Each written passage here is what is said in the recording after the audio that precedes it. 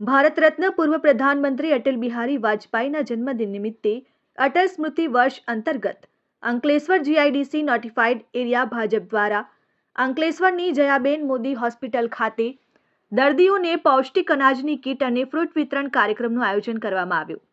આ કાર્યક્રમમાં રાજ્ય સરકારના જળ સંસાધન અને પાણી પુરવઠા મંત્રી ઈશ્વરસિંહ પટેલ વિશેષ ઉપસ્થિત રહ્યા અને જયાબેન મોદી હોસ્પિટલમાં અંદાજિત 130 જેટલા દર્દીઓને પૌષ્ટિક અનાજની કીટ અને ફ્રૂટનું વિતરણ કરવામાં આવ્યું.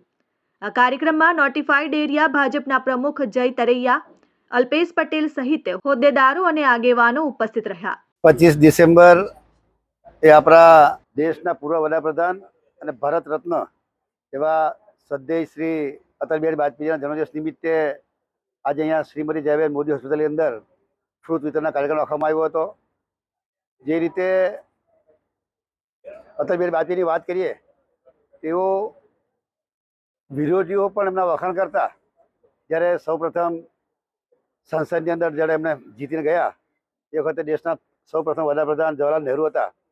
ત્યારે ખૂબ સારું ભાષણ એમણે કહ્યું. ત્યારે જવાહરલાલ નહેરુએ એમ કીધું કે આ યુવાન એક દિવસ આ દેશના વડાપ્રધાન બનશે અને સતત 3 વાર આ દેશના વડાપ્રધાન તરીકે જે રીતે કામ કર્યું, એમાં સુવર્ણ ભુજ યોજના હોય કે સર્વ શિક્ષા અભિયાન યોજના હોય, આ યોજનાઓ એમના સમયની અંદર શરૂઆત થઈ.